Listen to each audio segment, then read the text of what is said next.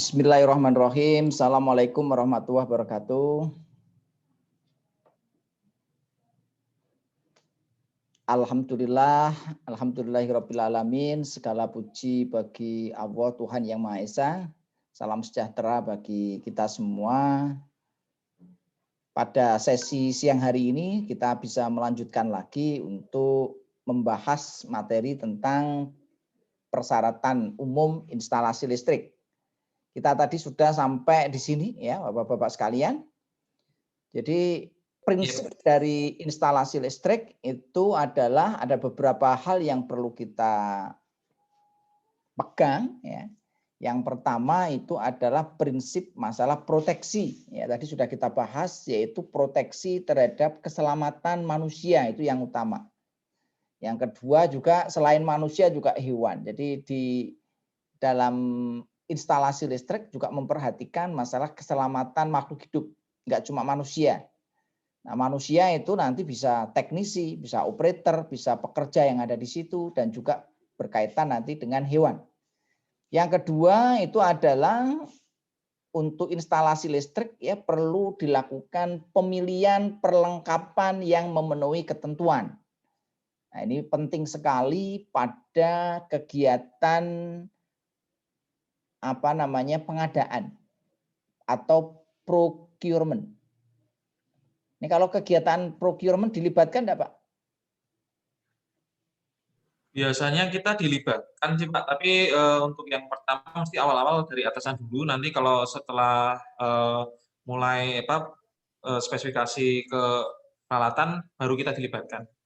Ya, ini penting sekali ya, karena nanti spesifikasi itu kalau untuk teknis itu kadang-kadang orang-orang purchasing nggak ngerti. Mereka ngertinya hanya tentang lelang ya, tentang pembelian dengan vendor dan lain sebagainya. Nah, spesifikasinya yang tahu ya orang-orang teknik. Jadi nanti kita perlu ya di awal mungkin tidak perlu terlibat, tetapi nanti kaitannya nanti dengan spesifikasi, terutama dengan unwishing pada saat unwishing menjelaskan spesifikasinya. Karena nanti banyak kalau kita menuliskan spesifikasi nggak detail, itu banyak yang mendekati sama. Karena di dalam proses lelang itu kadang-kadang tidak diperbolehkan untuk menyebut merek. Sehingga ini pinter-pinternya kita membuat spek yang kita inginkan, tapi tidak harus menyebutkan merek. Nah ini penting, karena ini terutama yang di BUMN. Kalau di swasta mungkin tidak apa-apa Pak ya, nyebut merek gitu ya.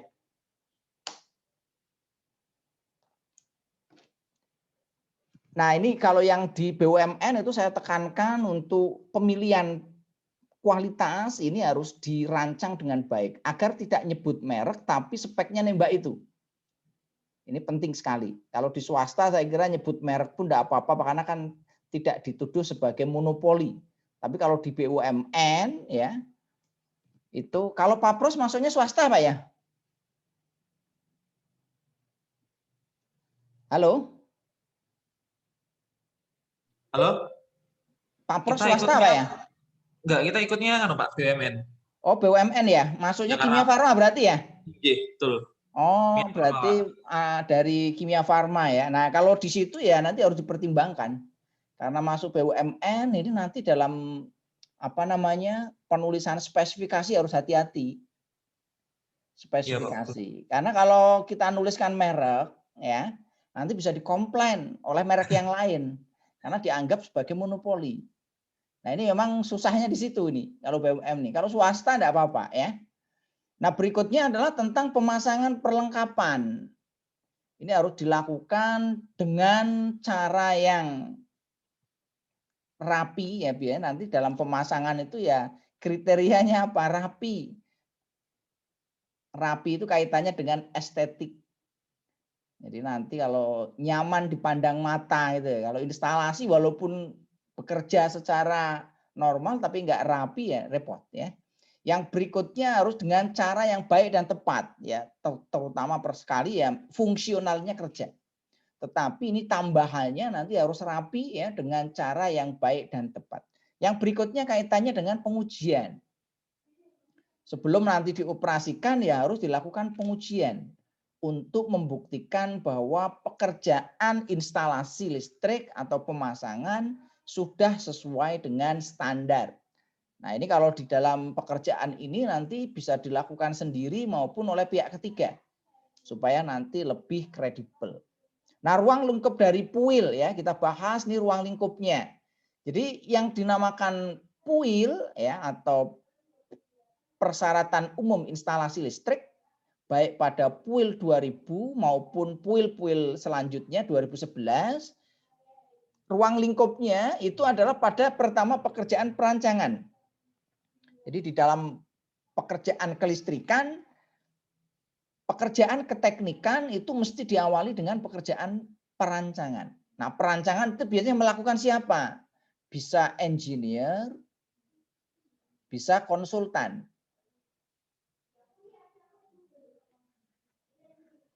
Kalau di sana punya divisi untuk engineer sendiri, engineeringnya ada ya Pak ya? Ya, Pak. Nah, itu biasanya nanti mereka bisa merancang sendiri. Nah, untuk merancang ini jabatannya nanti ahli kalau di sini ini. Ini jabatannya sudah ahli.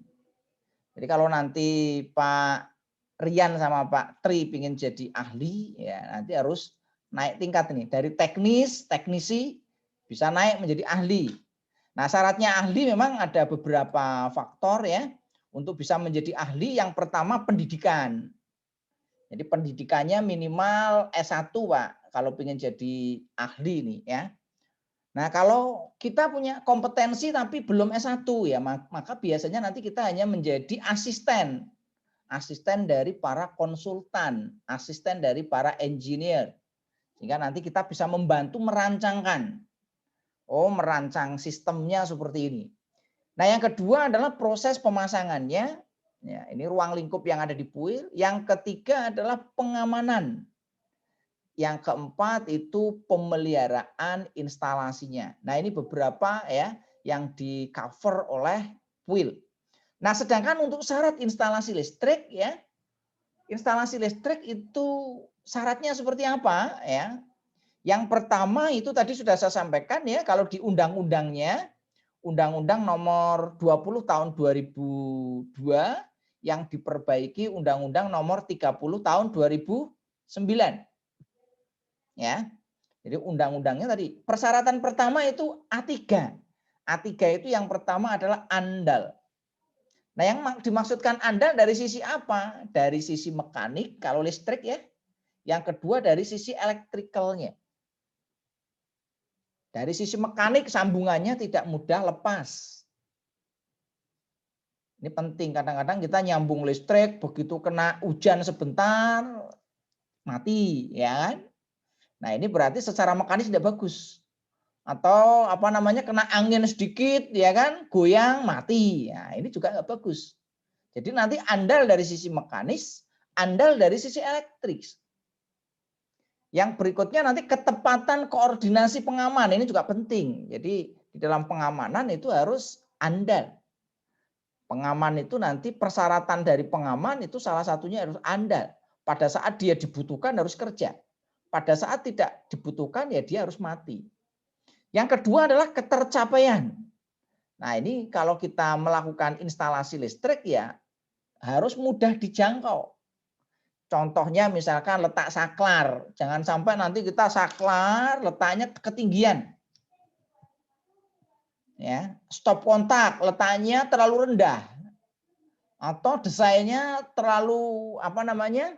Di pojok ya sehingga untuk aksesnya susah atau di balik pintu enggak boleh. Jadi untuk prinsipnya syaratnya di sini adalah mudah dijangkau. Stop kontak, saklar ya. Untuk MCC, motor control center, untuk panel. Ini yang sering kali panel nih. Panel kalau di sana ruangnya enak dijangkau enggak? Iya Pak, kalau di tempat kita enak ruangnya, ada ruang Nah, tersendiri sih.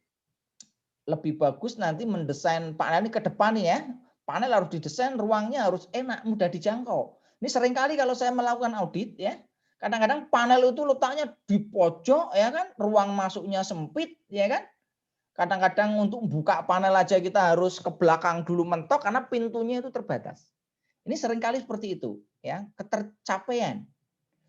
Terus yang berikutnya nanti rumah genset. Nah, ini rumah genset juga harus di sana gensetnya ditaruh di dalam atau di luar?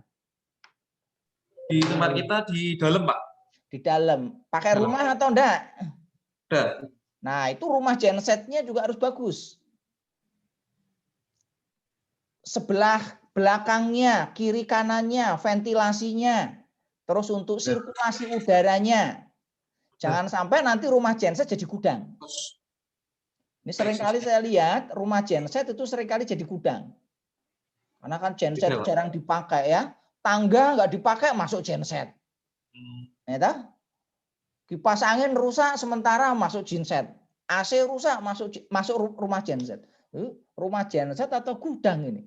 Nah, ini mengganggu tentang ketercapaian. Yang berikutnya ketersediaan. Kesiapan instalasi dalam melayani semua kebutuhan beban termasuk cadangannya. Nah, ini harus diperhatikan untuk melayani kebutuhan beban. Bebannya apa saja?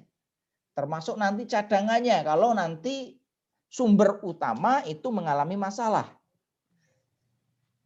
Nah, ini genset juga harus diperhatikan. Jangan sampai nanti listrik PLN padam, gensetnya starting, tapi nanti bahan bakarnya habis. Jadi baru nyala 10 menit, langsung mati lagi. Kenapa kok mati? Solarnya lupa, belum diisi. Atau olinya belum diganti, ya kan? Atau mungkin yang lainnya. Nah, ini harus ketersediaan ini penting. Yang berikutnya keamanan. Keamanan secara listrik untuk manusia, untuk hewan, dan untuk lingkungan tadi yang berkaitan dengan ini. Nah, yang terakhir itu adalah tadi masalah estetika.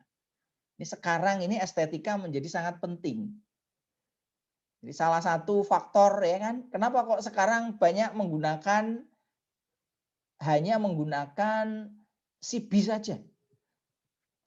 Vius sudah jarang dipakai. Karena dari sisi estetika, rumah Vius itu obsolete ya. Iya, kurang.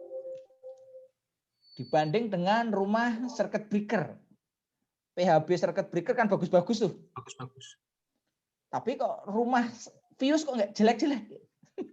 Terkesan kuno ya. Padahal itu ya memang dari sisi teknis itu pemakaian circuit breaker saja sudah cukup. Karena circuit breaker itu selain dia berfungsi untuk membatasi arus, juga untuk memutus arus gangguan hubung singkat. Kalau Vius itu hanya untuk memutus arus hubung singkat. Sehingga nanti memang kalau dulu itu dikombinasikan, dikoordinasikan. Pada saat mungkin ada gangguan, circuit breaker tidak bisa trip, maka Vius akan trip. Karena masing-masing itu berbeda karakteristik. Kalau circuit breaker karena dia pakai induksi magnetik, maka dia prosesnya menunggu. Kalau Vius prosesnya kan elemen lebur. Elemen lebur kalau dia melebihi ini dia langsung putus. Jadi lebih cepat. Nah, tergantung nanti dari karakteristik gangguannya seperti apa. Sehingga nanti penggunaan Vius dan CB itu nanti bisa dikoordinasikan. Nah, beberapa ini memang salah satu masalah kaitannya nanti dengan estetika. Sehingga kalau kita masuk ke bangunan-bangunan modern, ya Vius nggak dipakai lagi. Ya paling dipakai di panel, di distribusi, itu yang nggak kelihatan ya. Nah, nanti ini salah satu pertimbangan yang di dalam. Nah, yang terakhir itu adalah ekonomis. Ini pertimbangan wajar orang Indonesia itu selalu yang dipikirkan ekonomis, Pak. Jadi orang Indonesia itu kalau mau beli mobil atau beli motor itu pertimbangannya yang utama apa, Pak? Murah, Pak. Sebenarnya bukan itu, Pak. Pertimbangan utamanya itu aneh loh orang Indonesia itu. Harga jual kembalinya tinggi. Jadi ternyata hasil survei, ya kan? Hasil survei itu mengatakan bahwa orang-orang Indonesia kalau pertimbangan pertama beli kendaraan itu adalah harga jual kembalinya tinggi. Jadi belum beli tapi sudah mikir jualnya, Pak. Nah, itu kira-kira. Nah, emang ini penting, ekonomis. Sistem yang andal, yang ketercapaiannya bagus, ketersediaannya bagus, keamanannya terjamin, estetikanya bagus. Kalau harganya mahal, ya ini akan menjadi prioritas kedua. Tetapi yang menjadi prioritas adalah di sini harga juga masuk. Nah ini nggak tahu nih kalau di Papors apa sama juga atau tidak ini. Harga itu menjadi faktor ya kan. Kalau semuanya sama harganya beda, ya milih harga yang paling murah. Jadi kadang-kadang kan ini jangan dijadikan yang utama, harga jangan yang utama ini, tetapi kualifikasinya dulu ya. Nah, sekarang kita bahas sejarahnya Puil. Ini kalau kita lihat sejarah Puil ya. Sejarah Puil itu mulai digunakan itu pertama kali adalah sebagai pedoman instansi yang berkaitan dengan instalasi listrik. Ini zaman Belanda tahun 38. Namanya adalah AVE atau Algemeen Voorschriften voor elektrische Stroom Installaties. Ini saya bacanya mungkin tidak terlalu fasih ini bahasa Belanda. Walaupun saya berada di Jerman setahun, tapi bahasa Jerman saya dan Belanda saya tidak bagus. Karena dulu menggunakan bahasanya Inggris ya. Nah, AV itu diterbitkan oleh siapa? Yaitu oleh Dewan Normalisasi Pemerintah Belanda. Ini warisan Belanda yang sampai sekarang masih dipakai. Jadi Belanda juga mewariskan yang bagus juga. Salah satunya adalah AVE. Kereta api juga mewariskan yang bagus kan. Rel kereta apinya sampai sekarang masih dipakai. Nah, AVE ini mulai diterjemahkan pada tahun 64. Jadi pertama kali kita mau bikin Puil itu susah. Kenapa harus bikin dari baru? AV kita udah punya AV. Nah, pada tahun 64 ini diterjemahkan menjadi bahasa Indonesia dan dinamakan Puil 64. Sebelumnya pasti pakai AVE. Sehingga banyak bahasa-bahasa di bidang listrik itu yang pakai istilah-istilah Belanda. Bisa dipahami Pak ya? Nah, Puil mengalami perubahan dari tahun 64 dirubah lagi tahun 77. Sehingga dinamakan Puil 1977. Nah, nama Puil itu disesuaikan dengan tahun terbitnya. Jadi tahun 64 itu terbit tahun 64, tahun 77 terbit tahun 77, Puil yang berikutnya tahun 87. Nah, untuk istilah Puil pada tahun 1964, 87 dan 77 itu masih menggunakan peraturan. Jadi Puil 64, Puil 77 dan 87 istilahnya masih singkatannya Peraturan Umum Instalasi Listrik. Baru tahun 2000 istilah peraturan diganti menjadi persyaratan. Kenapa kok diganti persyaratan? Karena alasannya begini. Di dalam Puil isinya itu mengandung kewajiban mematuhi ketentuan dan sanksi. Selain itu juga mengandung rekomendasi atau persyaratan teknis. Sehingga kalau dinamakan peraturan itu kurang tepat. Sehingga pemikiran zaman itu diganti nama menjadi persyaratan.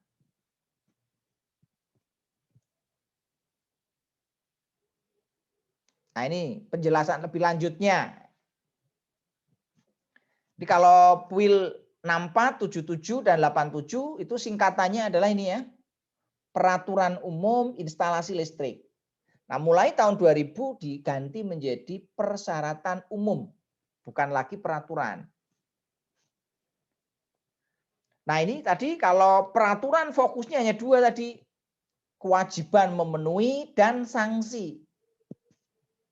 Nah kalau untuk persyaratan, namanya persyaratan itu adalah selain mengandung ini ya, sanksi dan peraturan tadi, itu juga ada persyaratan teknis atau yang bisa dijadikan sebagai rekomendasi.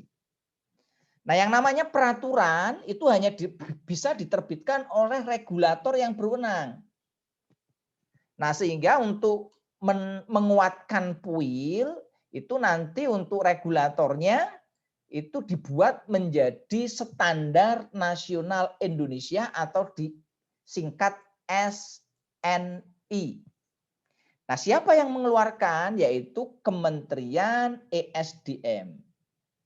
Yang mengeluarkan Menteri ESDM melalui permen. Ini permennya bukan Candy tapi permen ESDM. Nomor 36 tahun 2014. Nah, sehingga di sini dikenal dengan nama PUIL 2011. Nah, di sini namanya peraturan ya. Kalau sebagai keputusan menteri ini namanya peraturan, tapi kalau sebagai tadi ini namanya persyaratan.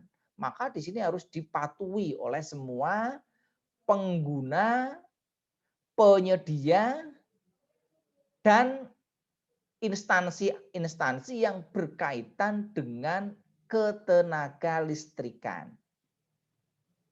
Nah, sekarang kita bahas PUIL itu sebenarnya mengacunya kemana, ya? Karena PUIL itu awalnya adalah AV, AV itu adalah apa namanya? AV itu adalah Belanda. Nah, PUIL itu referensi utamanya merujuk ke standar Eropa. Standar Eropa itu dinamakan IEC, yaitu International Electrotechnical Commission. Bisa dipahami, Pak ya?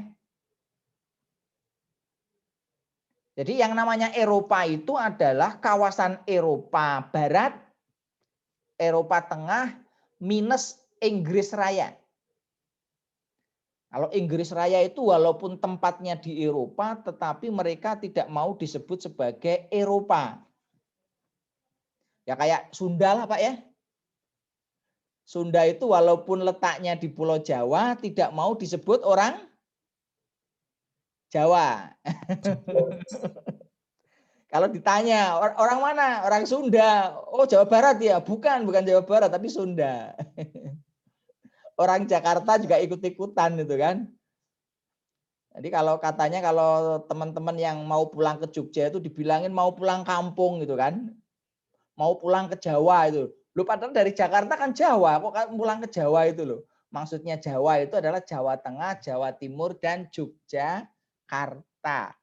Kalau pulangnya ke Subang dikatakan pulang ke Sunda, bukan pulang ke Jawa gitu. Kalau Pak Tri orang mana Pak Tri?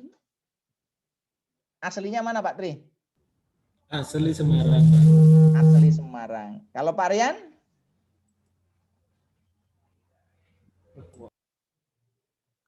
Pak Rian asli Semarang juga? Iya Pak, saya asli Semarang Pak. Nah, Semarang masuk Jawa Pak. Iya kalau di Jakarta orang Jawa nyebutnya. Betul. Nah, ini sama Pak ya. Ini IEC itu Eropa. Tapi minus Inggris Raya. Kalau Inggris Raya nanti standarnya nggak pakai IEC tetapi pakai BS. BS itu singkatan dari British Standard. Nah, yang berikutnya standar yang diacu selain IEC ini acuan utama Pak ya. Jadi nanti Bapak bisa mengacu ke, kalau di PUIL nggak terlalu jelas bisa baca yang di IEC-nya.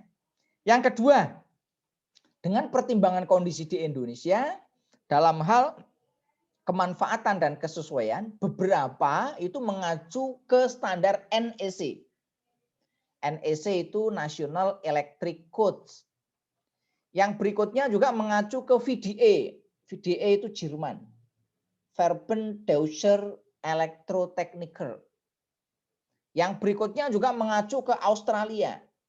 SAA. Standard Association Australia.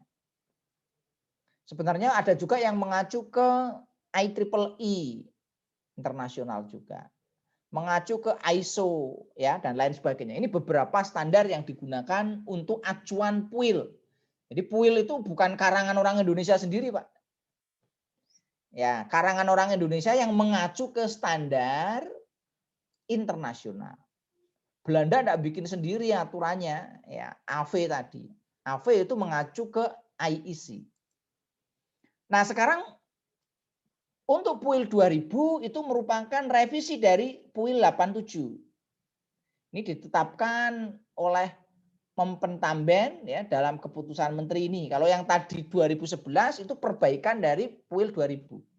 Nah, siapa anggota panitia revisi PUIL?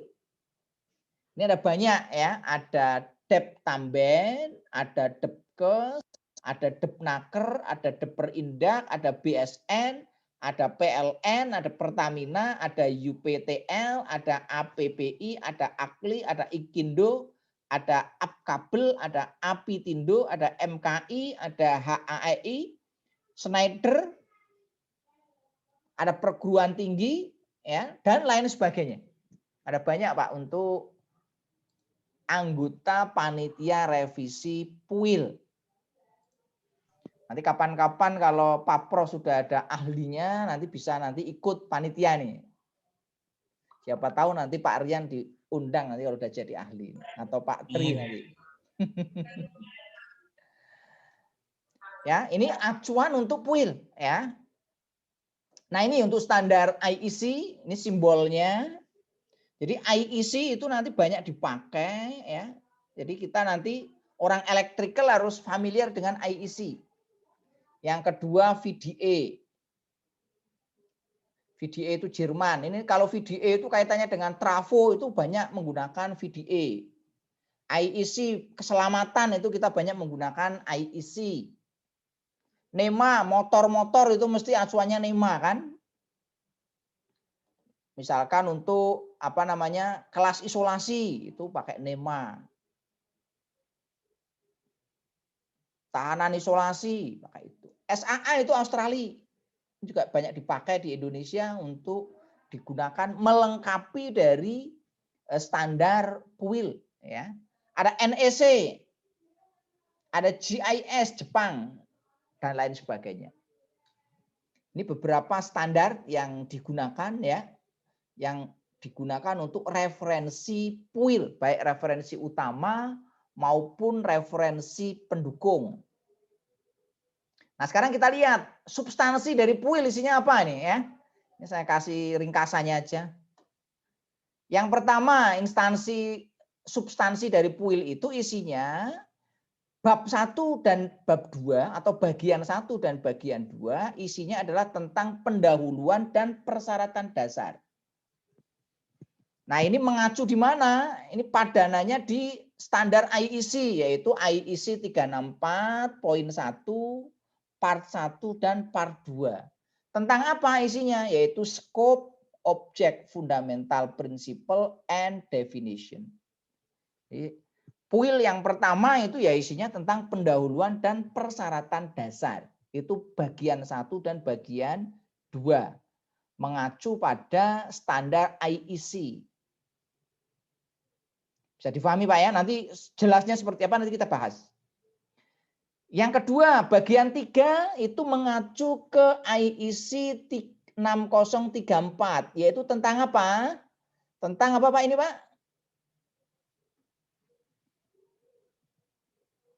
Pak Rian? Tentang apa ini? Jadinya keselamatan. Ya, jadi tentang sistem proteksi yang bertujuan untuk menjamin atau terjaminnya keselamatan. Jadi intinya di PUIL yang pertama dibahas itu ya keselamatan, proteksi untuk keselamatan. Nah, yang keberapa nih? Ke bagian keempat ya, yaitu tentang apa Pak Tri? Berisi perancangan instalasi listrik mulai dari konstruksi sampai efisiensi. Perancangan instalasi listrik. Jadi isinya adalah petunjuk-tunjuk bagaimana apa namanya kaidah-kaidah dalam melakukan perancangan instalasi listrik. Mulai dari konstruksi nanti sampai proteksinya seperti apa. Itu nanti akan dibahas di bagian yang keempat. Nah, bagian yang kelima, Pak Rian.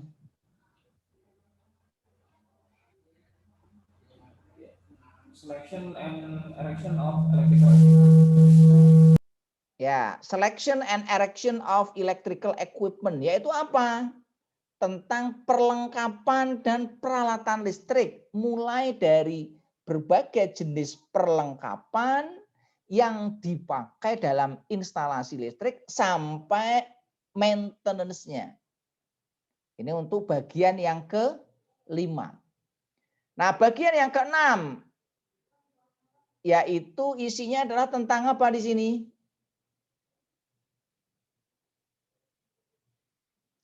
PHB. Apa PHB ini? Panel hubung bagi atau perlengkapan hubung bagi dan kendalinya serta komponen-komponen yang dibutuhkan. Bagian 7 isinya apa? Ini hampir sama dengan PUIL 87 pada bab 7 mengacu pada IEC dan VDA, yaitu tentang apa di sini? Penghantar dan pemasangannya. Nah, kebutuhan penghantar dan pemasangannya. Untuk nanti penghantar kalau ini seperti apa ya? Kalau instalasi bawah tanah seperti apa? Instalasi yang KHA-nya nanti harus berapa dan lain sebagainya. Yang bagian ke-8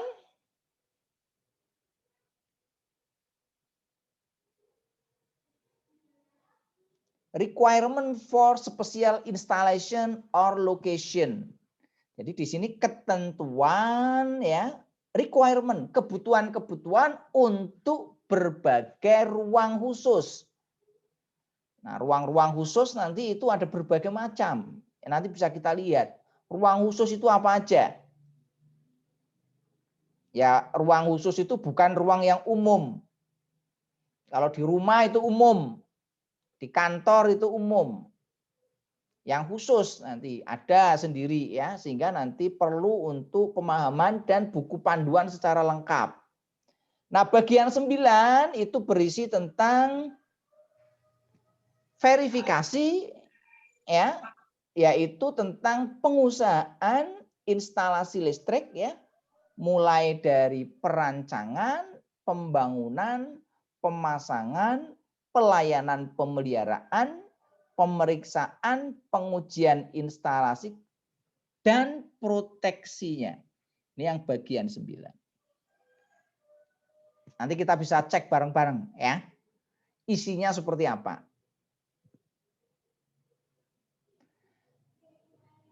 Nah, untuk PUIL 2000 berlaku untuk instalasi listrik dan bangunan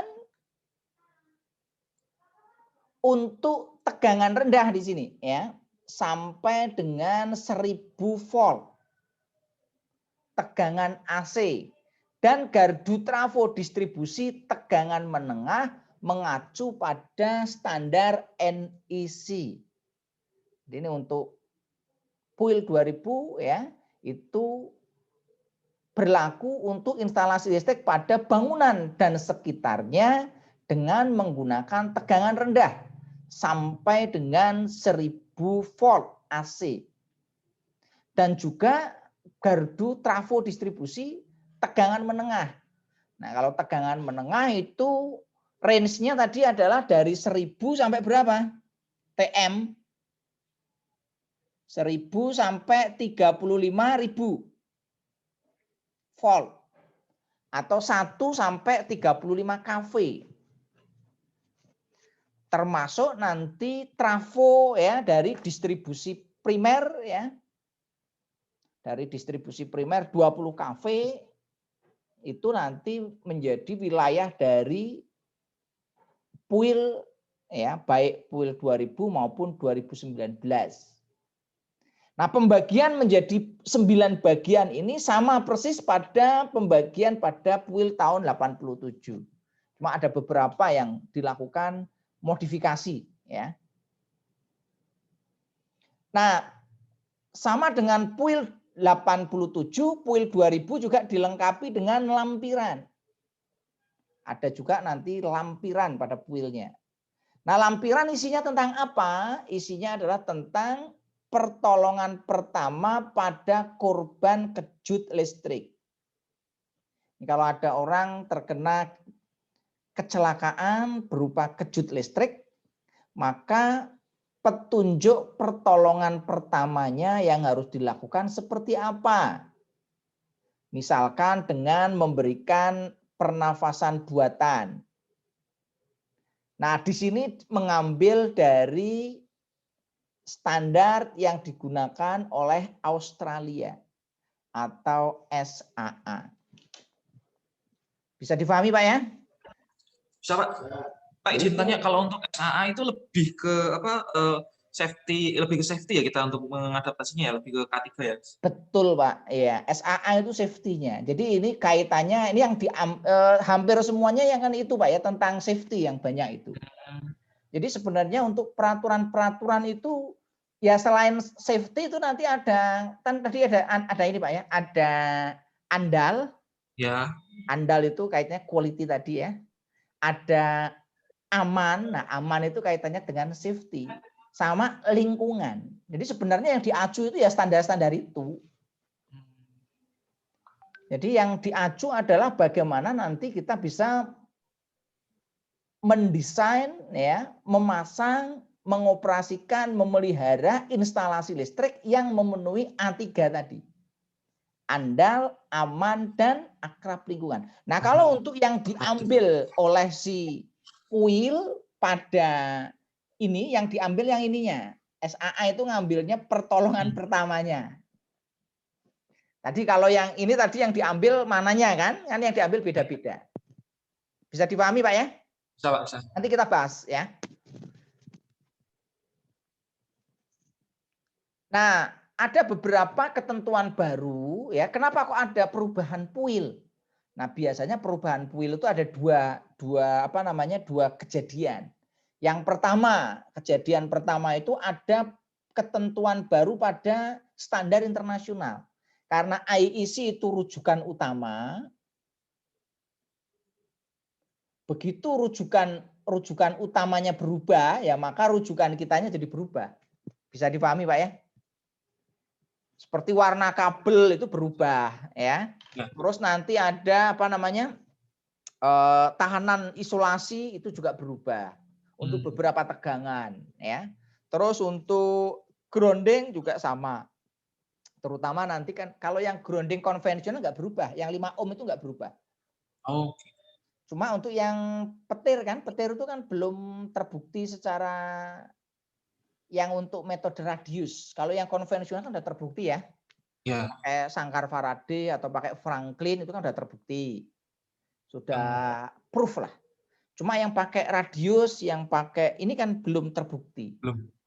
Sehingga memang maka untuk persyaratannya dibuat lebih rendah lagi, yaitu 1 ohm kan. Ini untuk kaitannya dengan itu. Dan beberapa nanti ada beberapa hal yang mengalami modifikasi ya. Apa saja nanti bisa kita lihat ya modifikasinya. Nah, ini mengacu ke IEC. Yang kedua adanya saran dari masyarakat. Hal-hal yang perlu untuk dilakukan perubahan. Termasuk nanti Pak Rian dan Pak Tri ya, kalau melihat puil ini nggak sesuai nih di amandemen itu mengusulkan enggak apa-apa. Ya. Misalkan untuk persyaratan tinggi saklar 1,25 ini nggak pas kalau di Indonesia ini ketinggian. Nah, orang Indonesia kan rata-rata tingginya sekian misalkan, atau terlalu rendah dinaikkan boleh. Atau stop kontak, nah, misalkan seperti itu. Atau warnanya, saya juga sebenarnya warna nggak setuju dengan standarnya IEC. Saya lebih senang pakai puil 2000. Merah, ya, betul. Merah, kuning sama biru. Biru untuk nol. Karena apa? Kenapa kok saya lebih senang itu? Kenapa? Karena warnanya jelas, perbedaannya jelas. Ya. Kalau warna yang baru ini kan apa? Coklat, hitam, abu-abu. Hitam sama abu-abu. Itu bingung, Pak. Ah, betul. Terutama kalau pencahayaannya kurang bagus. Iya, apalagi kalau yang istilahnya udah sepuh itu kan kadang membedakan warna itu kan pas waktu gelap itu agak kurang. Nah, betul itu. Kalau saya nanti kalau saya kapan-kapan ketemu sama timnya tak usulkan lagi. Kembalikan aja ke yang puil 2000 yaitu merah, kuning dan sama hitam. Biru. Kalau untuk netral sama ground kan nggak berubah. Ya, kalau netral sama itu nggak berubah. Cuma masalahnya kalau kita nggak berubah itu repotnya begini, Pak. Dulu saya pernah kerja sama orang luar, Pak ya. Nah, orang luar itu kan kerjanya mereka itu percaya, dia kalau orang Eropa itu kan lebih senang mereka pendekatannya menggunakan teori Y ya. Teori Y itu dia tuh percaya. Begitu ada sistem di Indonesia, dikiranya Indonesia itu yang menerapkan standar gitu ya. Kalau warna ini tuh terstandar. Ternyata begitu datang ke sini orang Indonesia masangnya tidak standar. Begitu mereka menggunakan ilmu standar Eropa dipasang di sini bubar semua kan. Malah terjadi kacau. Oh di sini itu fase bisa warna biru kan. Kadang-kadang netral bisa warna merah di kita kan. Masang saklar aja kita kadang yang disaklar itu kan sering kali yang disaklar itu netral. Ya enggak? Yang terbalik. Kalau udah orang listrik nih kan, kalau orang listrik kalau dia model Eropa itu begitu mau ganti lampu maka saklarnya dimatikan cukup. Nah pada waktu di saklarnya dimatikan ternyata pegang di sana kok kesetrum. Kenapa? Yang disaklar netral. Ini jangan sampai loh Pak ya, nanti kalau di sana yang disaklar netralnya. Karena nggak pakai standar, kadang-kadang alasannya begini, yang penting kan nyala Pak. Lah nyalanya nyala, tapi itu nggak standar. Nanti kalau orang lain mau memaintain kasihan. Ya. Nah ini kalau yang maintain orang Eropa nanti kasih dikiranya Pak Pros itu kan perusahaan udah dapat ISO gitu kan. Ternyata masang saklarnya kebalik. Stop kontak juga sama kadang-kadang. Itu yang dipasang itu fase itu kiri atau kanan. Wis pokoknya asal nyala saja lah. Jadi orang Indonesia itu kadang-kadang kalau kerja tidak efektif dan tidak efisien. Kenapa Pak? Ya karena kita harus pastikan itu tuh benar enggak gitu loh.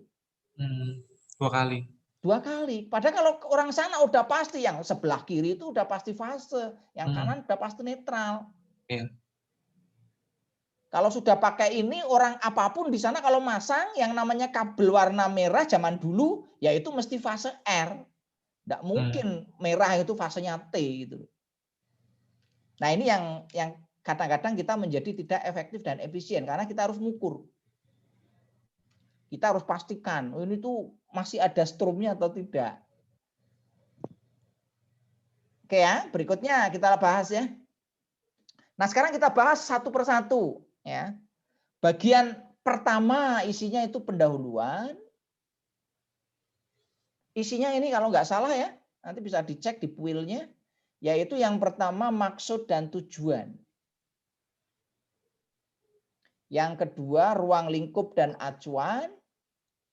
Yang ketiga ketentuan yang terkait. Yang keempat penamaan, penunjukan, dan pemberlakuan. Yang kelima itu adalah penafsiran dan penyimpangan. Yang keenam itu perasuransian, asuransi. Yang ketujuh itu ada persyaratan peralihan. Yang kedelapan itu penyempurnaan dan yang kesembilan itu ada definisi-definisi. Ini halamannya di sini.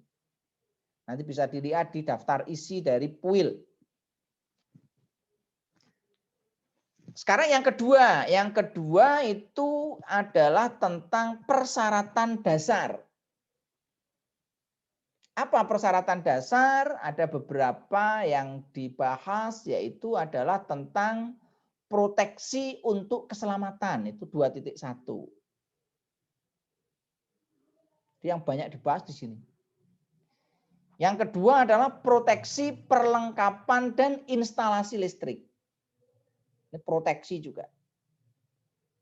Yang ketiga tentang perancangan. Yang keempat pemilihan perlengkapan listrik. Yang kelima itu pemasangan dan verifikasi awal dari instalasi listrik.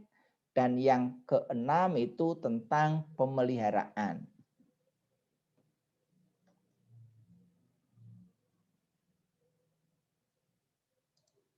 Nah, nanti bisa dibuka Pak ya untuk ininya ya. Untuk puilnya nanti bisa dicek ya sambil Ini sambil buka. sambil buka itu. Karena memang puil itu isinya sebenarnya persyaratan aja, peraturan-peraturan itu ya isinya kan. Rekomendasi-rekomendasi yang harus digunakan. Ini nanti saya bukakan juga supaya nanti bisa dibaca untuk puil 2000. Berikutnya Pak ya, untuk bagian yang ketiga yaitu tentang proteksi keselamatan. Kalau tadi isinya persyaratan dasar Pak ya. Persyaratannya ini ya. Nah, ini masuk pada proteksi keselamatan. Nah, isinya apa aja ini? Ini enggak saya tuliskan semua. Enggak saya capture semua. Yang pertama pendahuluan, nanti ada proteksi dari kejut listrik ya. Gimana cara untuk menghindari supaya tidak terkena kejut listrik. Nanti saya kasih tipsnya ya. Potensi-potensi bahaya di listrik itu seperti apa, cara mengatasinya seperti apa ya. Itu nanti sudah saya rangkum ya. Ada beberapa pengujian yang perlu dilakukan.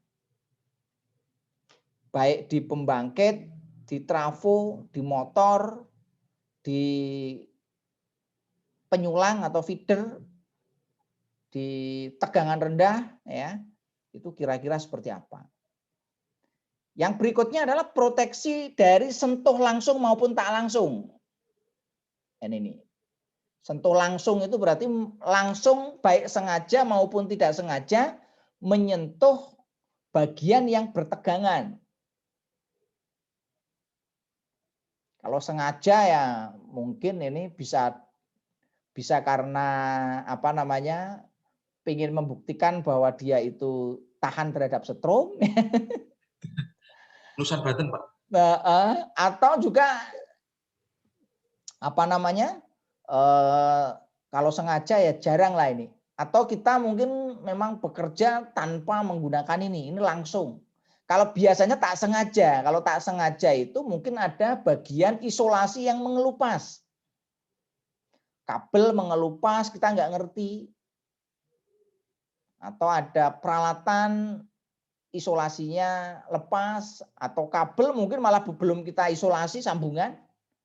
Kita nggak sengaja naik tangga, di situ ada kabel, nggak ngerti, ya itu bisa tak sengaja. Tak sengaja memperbaiki saklar, ternyata yang disaklar netralnya. Nah ini adalah biasanya untuk yang langsung tak sengaja di tempat kerja. Kalau yang sengaja sentuh langsung ya kebangetan. Tak sengaja misalkan pakai sarung tangan, sarung tangannya sudah aus, pas waktu digunakan robek di situ ya sehingga sudah tidak mampu untuk digunakan sebagai isolasi. Maka dari itu sarung tangan harus dicek Pak. Jangan sampai nanti sarung tangannya sudah mau robek dipakai ya. Atau nanti tangnya dipastikan juga itu tangnya isolasinya tidak ngelupas. Obeng ya, peralatan-peralatan mekanik itu jangan sampai nanti isolasinya rusak. Gunting untuk memotong, kadang-kadang kita motong udah usah dimatikan. Karena kalau dimatikan itu mengganggu sistem. Kadang-kadang kan kalau Pak Tri kan udah 10 tahun nih. Kalau Pak Tri kalau kerja dimatikan dulu enggak? Ya, kalau di sini kebanyakan enggak dimatikan ya, Pak. Kebanyakan. Nah, kebanyakan enggak dimatikan. Ya memang sekarang trennya ke situ ya. Trennya PDKB, pekerjaan dalam keadaan bertegangan. Kenapa ya? Karena kalau dimatikan kan mengganggu produksi, Pak. Produksi. Nah, kalau seperti itu nanti ada sertifikasinya ini. Ikut sertifikasi supaya kita itu bekerja dalam keadaan bertegangan itu aman. Nah, sertifikasi sebenarnya isinya lebih banyak di sini. Kalau pengetahuan saya kira udah tahu ya. Keterampilan juga sudah terampil lah Pak. Terus udah 10 tahun, Pak ini udah 6 tahun kan. Yang susah itu sikap gitu. Kadang-kadang itu kita itu nggak sadar ini ya. Nah ini yang perlu dikembangkan nanti supaya nanti kita bisa lebih safety ya. Nah berikutnya yang tidak langsung itu kita pada kondisi normal tidak bertegangan. Tetapi karena adanya induksi menjadi pertegangan. Contohnya adalah casing peralatan. Di sana ada nggak Pak peralatan-peralatan yang kalau dipegang nyetrum? Mesin cuci, Pak. Nah, mesin cuci. Apalagi komputer, Komputer, kulkas. kulkas, sering, Pak. Kulkas. motor, ya kan? Ya, motor induksi. Motor induksi. Pokoknya yang ada lilitannya, Pak. Yang pakai lilitan itu mesti akan menyebabkan sentuhan tidak langsung. Nah, gimana nanti proteksinya? Nah, ini nanti kuncinya ada di grounding. Grounding nanti ada dua, ya. Grounding di sumber dan grounding di alat. Nah, nanti bisa pilih pakai berbagai macam untuk grounding, ya. Kalau di tegangan rendah groundingnya sederhana, nggak terlalu rumit. Tapi kalau di tegangan menengah nanti kan ada tegangan langkah, ya. Ada tegangan ini juga macam-macam, itu yang harus kita perhatikan. Tapi kalau di tegangan rendah ya cuma ini aja. Yang berikutnya ketentuan umum bagi proteksi dari sentuh tak langsung. Yang berikutnya proteksi dengan pemutusan suplai secara otomatis. Nah, ini pokoknya kalau ada orang kesetrum nanti suplainya diputuskan secara otomatis. Pakai apa? EL, CB, atau GFCI. Arc Liquid Circuit Breaker. Yang berikutnya proteksi dengan menggunakan perlengkapan kelas 2 atau dengan isolasi. Nah, ini penting. Pokoknya nanti ya peralatan ya harus isolasinya bagus supaya aman. Jangan sampai nanti terjadi kejut ya bagi ini diisolasi dengan baik. Baik yang langsung maupun tidak langsung. Jadi seperti kalau kita panel ya, panel listrik juga bisa menyebabkan sentuhan tidak langsung. Kita pegang pintu kalau nggak di grounding kita setrum. Ya, biasanya pintu panel. Betul. Maka dari itu pada saat sebelum buka pintu pastikan dulu panelnya di grounding nggak. Kalau panelnya nggak di grounding ya jangan buka pakai tangan, harus pakai Alat isolator, sarung tangan. sarung tangan. Sarung Iya, tangan listrik. betul. Ini penting Pak ya, karena ada sentuhan tidak langsung. Walaupun nggak terlalu besar ya. Kalau untuk tegangan rendah ya nggak terlalu besar. Tapi kadang-kadang sentuhan tidak langsung itu menyebabkan kita itu kaget. Pas waktu panel karena kaget kena setrum tidak langsung, tiba-tiba malah justru megang busbar. Nah repot. Listrik kalau disentuh mungkin kita refleksnya bisa lepas Pak. Tapi kalau megang gimana? Tidak bisa kita lepas. Maka itu harus hati-hati. Kadang-kadang kita nyepelekan yang sentuhan tidak langsung tadi. Ya. Yang berikutnya adalah proteksi dengan lokasi tidak konduktif. Ya. Yang berikutnya ada proteksi dengan ikatan penyama potensial lokal bebas bumi. Ya. Ini istilah-istilahnya banyak pakai bahasa Indonesia Pak ya. Karena orang kita kadang-kadang sesuatu itu diterjemahkan ya. Dikit terus mana? Ya itu memang itu Pak ya. Kayak ini saya itu sering bingung Pak ini. Pembumian pengaman sistem PP. Dari kadang-kadang kalau saya ditanya mahasiswa pakai istilah ini, saya nggak ngerti Pak. Iya, kadang bingung. Saya lebih familiar dengan ini. TT, IT maupun apa? TN. Kalau di sana apa namanya groundingnya pakai apa Pak? TT ya? Pakai TT Pak. Oke, TT.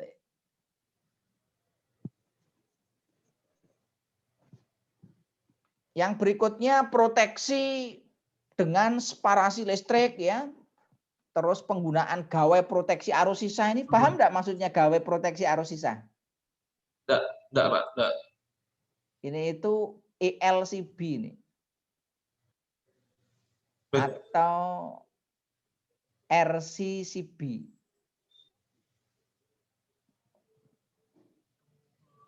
Ini istilahnya memang kadang-kadang menggunakan bahasa Indonesia yang versi dalam tanda kutip versi ini Pak ya. Gawai itu saya nggak ngerti itu gawai itu apa. Gawai itu perangkat ternyata. Awalnya dulu saya pertama kali memahami nggak ngerti, tapi setelah tak paham, oh ternyata ini. Yang berikutnya luas penampang penggambar proteksi dan netral. Ini nanti ada ketentuannya, Mbak. Rekomendasi untuk sistem TT, TN, dan IT. Yang berikutnya peraturan umum untuk elektrode bumi dan penghantar bumi. Ini untuk elektroda pentanahannya sampai untuk kabelnya. Nah, yang keempat itu isinya tentang apa? Tentang perancangan instalasi listrik.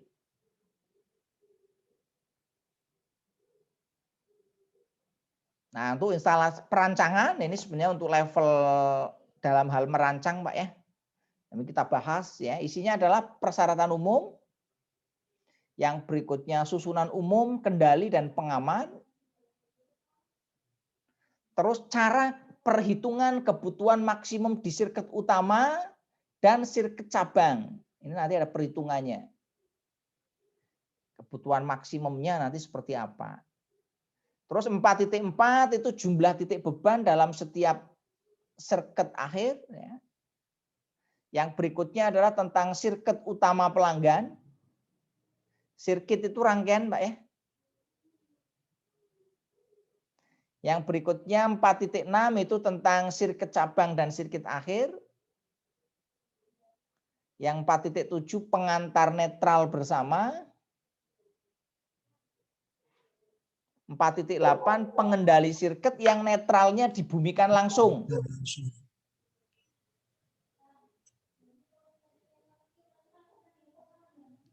4.9 proteksi sirkuit yang netralnya dibumikan langsung. Jadi ini yang langsung itu berarti yang depannya T.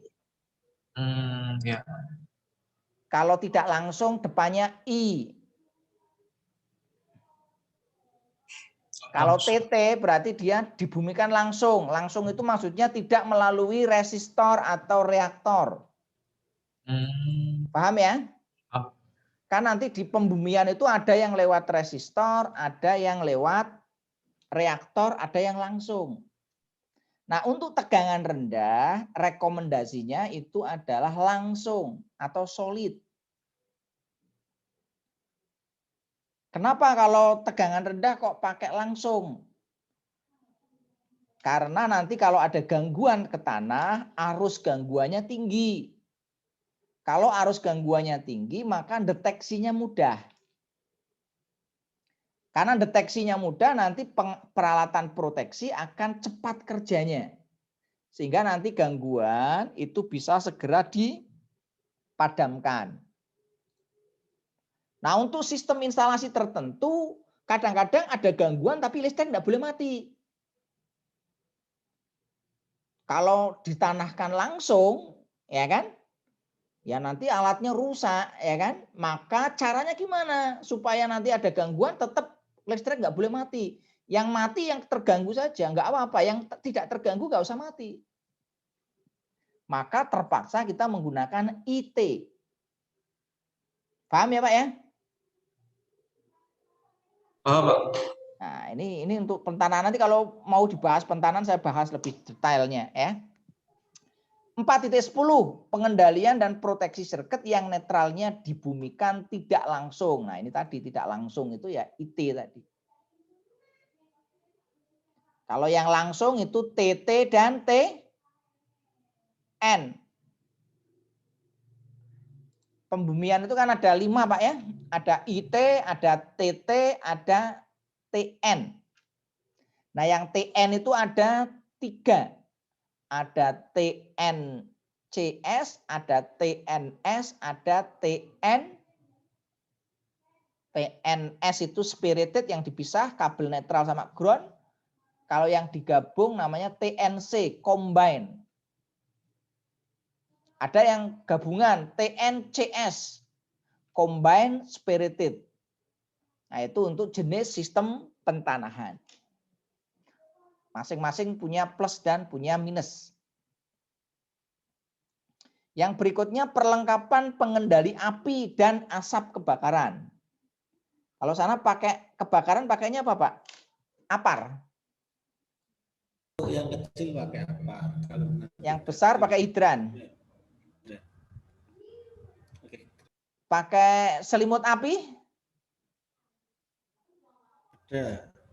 Terus yang pakai serbuk itu yang model kayak Fireblock, pakai enggak? Untuk hidran itu ada 3 macam, Pak. Ada air, ada gas, juga ada Itu aparnya, Pak. Kalau ya, hidran ya air toh, Pak. ya Hidrannya kalau di sana? hidran, kalau untuk ringan biasanya yang dipakai hidran untuk opsi kedua. Cuma untuk bagian kelistrikan biasanya pakai gas ya. Pertama Pakai. gas ya. Gas. Oke ya, ini untuk apinya ya.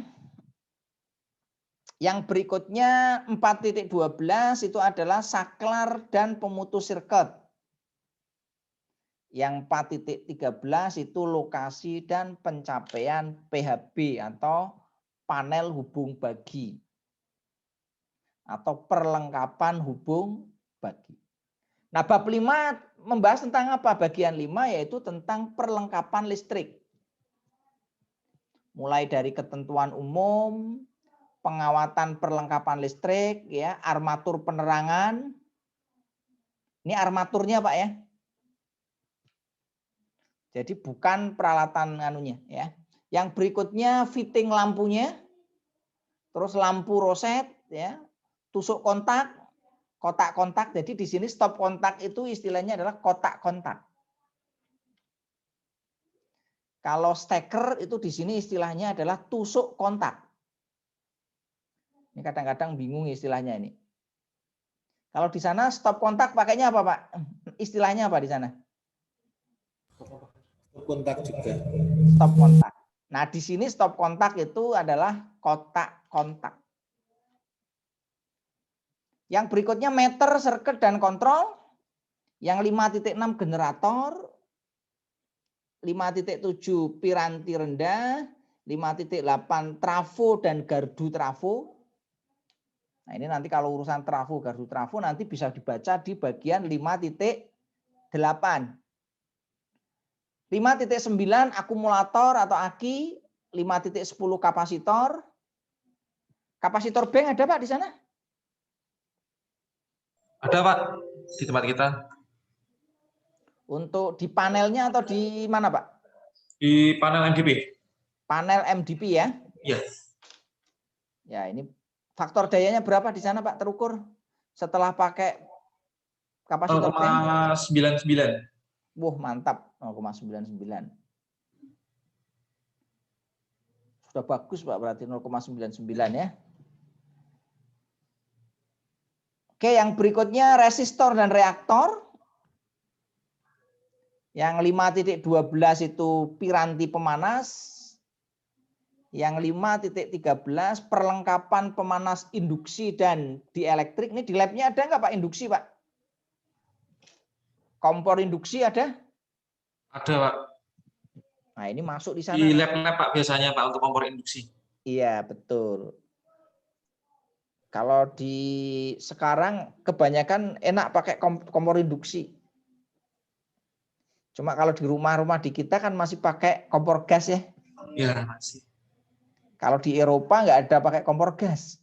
Karena gas mahal di sana. Iya. Yang murah listrik, jadi kompornya kompor induksi. Yang 5.14 pemanfaat dengan penggerak elektromekanis. Jadi ada elektromekanis. Termasuk motor itu termasuk elektromekanis. Ada mesin las 5.15. Ada, Pak, mesin las di sana? Ada, Pak. Nah, ini masuk di sana nanti. 5.15 untuk lengkapnya. Mesin perkakas ada? Mesin bubut, mesin freeze, ada mesin di bagian bor. preventive maintenance, Pak. Nah, itu ada di sana. Semuanya lengkap. Perlengkapan sinar X di lab ada, Pak, yang pakai sinar X? Sinar enggak ada, Pak. Setahu saya di lab enggak ada. Enggak ada ya? Ada. Ini biasanya rumah sakit ini. Rumah sakit sakit, dan lab kesehatan. Cito, ya, lab kesehatan. Cito, kayak itu. Prodia. Betul, kayak Prodia itu. Banyak nanti. Lampu busur. Ini untuk bab 5, perlengkapan listriknya. Nah, bab 6 adalah tentang perlengkapan hubung bagi dan kendali atau PHB. Ya, isinya adalah tentang ruang lingkupnya seperti apa, ketentuan umumnya, terus perlengkapan PHB-nya seperti apa, perlengkapan PHB yang tertutup maupun terbuka, lemari hubung bagi. Nah, ini panel juga, lemari hubung bagi itu. Kotak hubung bagi, ya ini yang kecil. Dan meja hubung bagi, meja dalam bentuk meja nih. Yang berikutnya komponen yang dipasang pada perlengkapan hubung bagi dan kendali atau PHB-nya. Ini bagian yang ke-6. Itu isinya tentang itu, Pak ya. Yep. Yang ke-7 yaitu tentang penghantar dan pemasangan.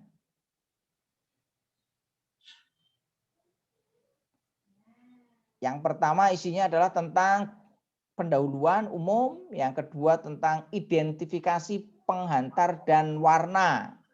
Nah, ini kalau di 2000 ya, itu warnanya masih pakai yang lama. Terus pembebanan pengantar. Nah, ini untuk pembebanannya, KHA-nya, kemampuan hantar arus. Terus berikutnya pembebanan pengantar dalam kondisi khusus. Yang 7.5 itu proteksi arus lebih. Kalau ada arus lebih itu bisa beban lebih, bisa hubung singkat, Pak. Jadi yang namanya arus lebih itu bisa karena beban lebih. Beban lebih itu bukan gangguan ya.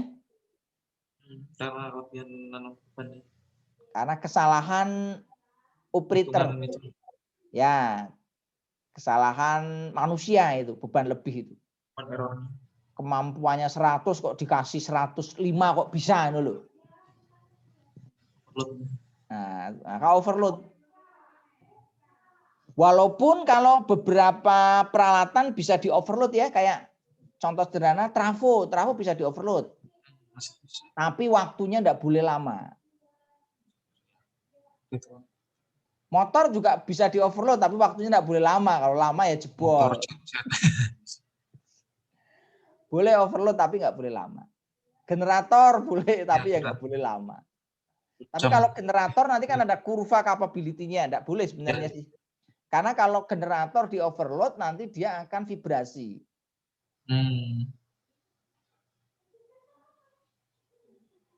Jadi ada peralatan yang bisa di overload. Tapi kalau yang dimaksud di sini adalah untuk overload ya, mesti nanti ada peralatan pengaman. Kalau di motor peralatan pengamannya nanti ada TOR, thermal overload. Minimal ada itu. Nanti bisa juga nanti ada OCR, over current relay. 7.6 itu adalah proteksi penghantar terhadap kerusakan karena suhu yang sangat tinggi atau sangat rendah. Kalau di Indonesia sangat tinggi itu yang bahaya. Kalau sangat rendah aman. Kita sangat rendah. Semarang paling rendah berapa tuh? Semarang paling rendah suhu berapa ya? Kemarin 26 ya? 24 sih Pak paling rendah. Seringnya panas Pak. Ya kalau Semarang panas. Kalau di sini di Jogja rendah bisa sampai 18 untuk malam hari. Yang di Slemannya Pak, yang kalau yang dekat Merapi, kalau yang di kotanya ya lebih tinggi lagi. Kalau yang dekat laut lebih panas. Ya panas. Kalau Semarang kan dekat laut jadi ya panas. Yang berikutnya proteksi arus listrik ya di sini. Proteksi arus listriknya nanti pakai apa? Yang berikutnya isolator, pipa instalasi dan perlengkapannya. Terus ada jalur penghantar, ada syarat umum pemasangan penghantar sampai dengan 1000 volt ini untuk tegangan rendah. Terus ada sambungan-sambungan, instalasi dalam bangunan, pemasangan penghantar dalam pipa instalasi, ini untuk pemasangan kabel-kabel apa yang harus pakai perlindungan pipa. Ini penting supaya nanti kabelnya tidak, karena kalau kabel-kabel tertentu itu kan tidak dilengkapi dengan proteksi terhadap gangguan hewan. NYA nggak dilengkapi dengan anti tikus. Iya. Maka wajib dilindungi dengan pipa. Baik pipa fleksibel maupun pipa biasa, ya, baik pipa yang terbuat dari PVC maupun dari besi. Penghantar seret dan penghantar kontak, ya, ini nanti di bab 714. Yang berikutnya 715 pemasangan kabel tanah. Nah, ini kabel tanah itu nanti ada petunjuknya pada halaman 265. Yang berikutnya pemasangan penghantar udara di sekitar bangunan. Yang berikutnya pemasangan penghantar khusus. Izin Pak Ali, mau tanya. Ya, silakan. Yang tadi untuk penghantar yang di tanah ya? Iya, betul. Pasang kabel tanah itu apakah di situ juga menerangkan untuk apa konstruksi secara sipilnya, Pak? Kalau yang di puil ya. Iya. Yang di puil tidak secara detail ya untuk konstruksinya, tapi nanti bisa kita cek. Kita lihat aja di sini. Kabel tanah ya. Tapi ada ketentuan khusus nggak, Pak? Itu untuk apanya? Untuk apa? Kabel tanah ada, Pak. Di tanah ya. Ada, Pak. Kabel tanah ada. Kabel untuk konstruksi tanah, yang ininya kan harus biasanya kan pakai beton untuk jalurnya nanti ditutup pasir lagi atau betul ya. Itu ada semuanya, Pak, itu, Pak. Kalau untuk pemasangan kabel tanah nanti kan bergantung pada lokasi tempat kita. Nanti saya tunjukkan yang untuk materi kabel tanah ya. Jadi untuk kabel tanah tergantung nanti apakah lokasi dari instalasi itu nanti dilalui oleh kendaraan atau tidak. Ya, jadi nanti kalau di jalan itu nanti jaraknya seberapa, ya. Terus nanti untuk apa namanya pemasangannya nanti berbeda-beda, ya. Karena tidak semua sama. Kalau kabel tanahnya tidak dilalui kendaraan ya nggak ada masalah sebenarnya. Nggak perlu kita lindungi dengan proteksi yang terlalu berlebihan, ya. Karena kan untuk kabel tanah sendiri itu nanti idealnya memang harus dipasang secara baik ya. Karena untuk meminimais maintenance, Pak. Tapi kalau kita pasang dengan apa namanya dengan yang tinggi tadi ya pengaruhnya nanti di cost. Ya kan? Pengaruhnya nanti di cost. Yaitu ya plus minusnya di situlah kalau pakai kabel tanah itu. Nah, di sini nanti bisa dilihat ya di tadi berapa? 7.15 ya. Nah, kita buka aja nanti di sini. Saya bukakan aja. Ini untuk saya stop sharing dulu. Saya sharing yang puilnya.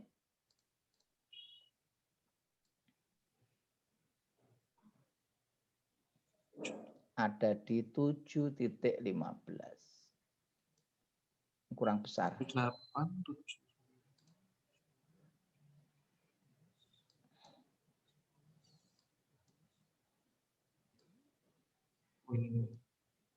Sudah ketemu, Pak? Ini iya, Pak, baru. Nah, ini 14. Nah, ini sudah pemasangan kabel tanah. Sudah ya? 266. Ini 7 berapa tadi? 715. 715 ya. 716, 716. 266 di halaman 266, 267. 266 ya. Iya. Ya. Nah, di sini yang digambarkan secara ini aja, secara detailnya enggak dijabarkan sih sebenarnya. Oh, saya kan kadang apa kita disuruh itu loh, Pak, maksudnya untuk regulasinya di kabel tanah itu seperti apa? Karena kan memang kita disuruh bikin untuk apa itu instalasinya next ada project seperti itu sih, Pak. Ya, betul, Pak. Nah, ini untuk kabel tanah ini ketentuannya di sini, Pak ya, untuk regulasinya. Jadi untuk detailnya seperti apa nanti bisa disesuaikan dengan situasi dan kondisi. Yang penting di sini apa namanya kabel tanahnya seperti ini nih. Jadi untuk kabel tanah harus diletakkan di dalam pasir atau tanah halus. Bebas dari batu-batuan di situ. Jadi kenapa kok bebas dari batu-batuan? Karena nanti kalau ada batu-batuan dia kan tanah itu kan gerak, Pak. Nah, tanah gerak itu nanti bisa melukai kabel. Nah, kalau bisa melalui kabel nanti bisa mengakibatkan gangguan di situ. Sehingga lebih aman nanti adalah di sini kalau ada pastikan di galian di situ nggak ada batu. Nah, sehingga lebih bagus kalau pingin nggak ada batu ya diproteksi pakai ini, ya kan? Pakai pasir atau tanah halus. Nah, di sini tanah galiannya juga harus syaratnya harus stabil. Nggak boleh tanahnya itu tanah yang labil. Jadi memang di sini untuk persyaratannya secara umum, Pak ya. Terus harus kuat tanahnya. Nggak boleh tanah yang mudah longsor, tanah mudah nggak boleh untuk apa namanya kabel tanah. Yang berikutnya harus rata, Pak. Nggak boleh tanahnya itu naik turun, itu nggak boleh. Karena rawan terjadi gangguan alam. Terus di sini bebas dari batu-batuan dengan ketentuan tebal lapisan pasir atau tanah itu tidak kurang dari 5 cm. Ini apa namanya secara umumnya di sini. Ini syaratnya, Pak ya. Jadi yang harus dipegang ini aja. Mengenai nanti Bapak mau pakai ini ya monggo terserah itu lebih bagus atau tidak. Yang paling bagus ya nanti dibuatkan jalur sendiri jadi jalurnya aman. Itu Pak rencananya mau bikin jalur sendiri. Kalau bisa nanti ya jangan sampai jalurnya itu nanti dijadikan apa namanya kalaupun itu kalau nanti jalurnya dilewati truk tronton ya nanti harus diperhatikan. Kedalamannya, terus konstruksinya gitu kan. Kalau secara umum dia tidak dibahas secara detail. Tapi kalau secara ini tadi, kalau ini kan kalau hanya dilewati motor saja nggak pengaruh. Tapi kalau dilewati sampai tronton kan berarti tanah kan gerak tuh. Ya. Ya di tempat Bapak ini harus lebih dianu lagi proteksinya.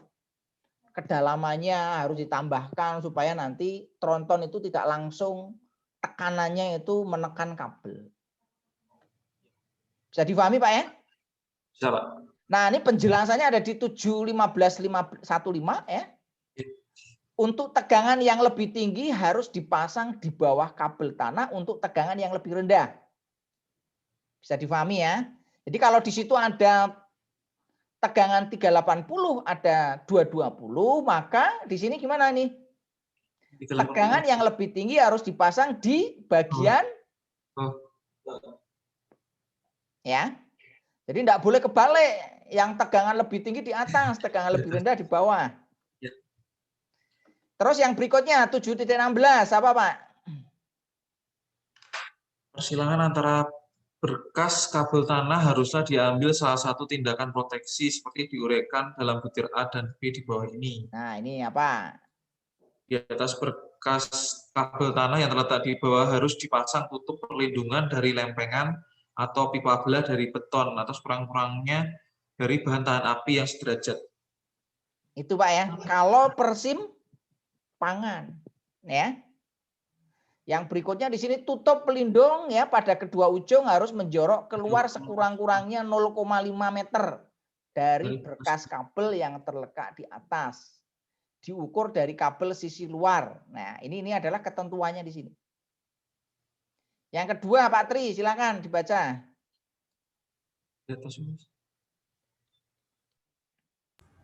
Di atas berkas kabel tanah yang terletak di atas dipasang pipa belah dari ban atau dari bahan yang cukup kuat, tahan lama dan tanah. Pipa belah ini harus dipasang menjorok ke luar sekurang-kurangnya 5 dari berkas yang terletak di 0,5 meter. 0,5. Ya, paham ya? Ini penting, Pak. Persyaratan-persyaratan ini kalau di sini itu adalah pada persilangan. Ya. Ini penting. Tidak boleh besi ya, Pak ya? Ya? Tidak bisa boleh dari besi, beton, ya? Ini bisa ini Pak. Dari beton, Pak. Atau dari bahan yang cukup kuat lainnya, yang cukup kuat dari lainnya apa? Beton. Beton itu bukan besi, Pak. Ya, maksudnya tidak boleh besi, beton atau pipa pralon yang kandel tebel di sini tidak disebutkan tidak harus besi, tetapi di sini ini Pak ya, bahan lain yang cukup kuat. Ya kalau besi itu kuat ya boleh.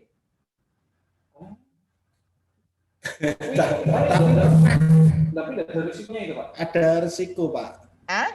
Ada risiko. Dulu Betul. pernah Pak. Ya kalau besi memang resiko karena dia kan penghantar toh Pak. Penghantar ya. Ya kalau besi ada resiko karena penghantar. Maka itu untuk meminimasi jangan pakai besi. Karena di sini ini bahasanya kan bahasa hukumnya itu kan yang penting kekuatannya Pak ya. Ini persilangan. Tapi memang kalau besi memang ada resiko karena dia kan penghantar. Kalau saya ya jangan pakai besi karena itu kalau besi kan penghantar. Kalau kabelnya lecet, ya kan? Nah, Kabelnya lecet di situ kena besi, orang di situ jalan, ya bisa resiko. Kalau beton, kalau lecet kan enggak apa-apa tuh, ya kan?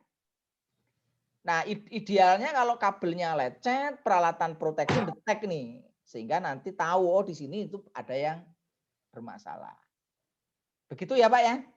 Jadi kalau pakai besi gimana? Ya, di sini tidak ada aturan. Aturannya di sini apa? Di sini ini. Bahan lain yang cukup lain yang cukup tahan api. Lama dan tahan api. Nah, cuma kalau tadi besi kan resikonya tadi itu. Masing-masing ada ininya ya. Kalau saran saya jangan pakai besi. Kalau besi memang karena dia penghantar, Pak. Kalau penghantar, kalau dia nanti ada yang lecet, ya kan? Nah, dia bisa menjadi penghantar. Nah, ini resikonya di situ. Oke ya Pak, ada yang mau ditanyakan lagi berkaitan dengan kabel tanah? Cukup Pak. Oke. Jelas. Ya cukup jelas ya. Ini kalimatnya sudah lumayan nih untuk kuil yang 2000 karena sudah dilakukan perbaikan beberapa ini. Kita lanjut ya. Berikutnya bab yang ke-8 yaitu ketentuan untuk berbagai ruang dan instalasi khusus. Ini ruang khusus Pak. Nah, contoh ruang khusus itu ruang yang apa, ya kan? Pertama, ruang kerja listrik. Yang kedua, ruang kerja listrik terkunci. Itu masuk khusus. Nah, termasuk di sini ruang uji bahan dan laboratorium. Karena di sana kan banyak laboratorium, toh, Pak? Iya, banyak, Pak. Nah, ini masuknya nanti ketentuannya yang dibaca di sini, Pak. 361.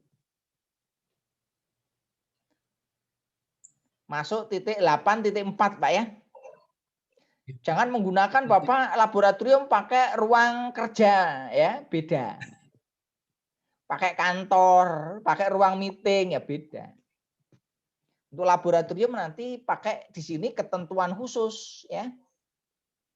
Yang berikutnya ruang yang dengan bahaya kebakaran dan ledakan. Oh ya, eksplosif. Eksplosif. Di sana ada nggak Pak ruang? Biasanya kan kalau untuk obat-obatan kan ada ruang eksplosif Pak ya. Zona 1, zona 0. Pak, itu untuk ruangan alkohol. Nah, itu nanti harus menggunakan rekomendasinya pada 8.5 Pak. 5. Bisa difahami Pak ya? Jangan sampai nanti apa namanya? Ruang yang ini ya, termasuk nanti IP-nya harus tinggi Pak ya. IP ngerti Pak? Indeks proteksinya. Indeks proteksinya. Beda yang eksplosif sama yang mudah terbakar. Yang berikutnya ruang lembab. Nah, ini ruang lembab dan pendingin ini beda, Pak. Ada Pak di sana pendingin, ruang untuk pendingin? Freezer? Ada sih, Pak. Ada. Nah, ini chamber. nanti ini beda Pak untuk karena kan di sana itu kalau kita lembab itu isolasinya harus lebih daripada normal, Pak. Paham ya? Karena kalau isolasinya normal ya kan, tadi kan tegangan itu kalau normal itu kan di bawah 50 volt AC, Pak ya? Ya. Kalau lembab di bawah berapa, Pak? Kalau lembab 25. Berarti seberapanya? Separuh. Separuhnya berarti ya. Jadi untuk tempat-tempat yang dingin dan lembab itu nanti isolatornya lebih kuat dibanding pada tempat kerja yang ringan, yang normal. Ya. yang Ruang yang sangat panas ada nggak Pak? Pemanas di sana?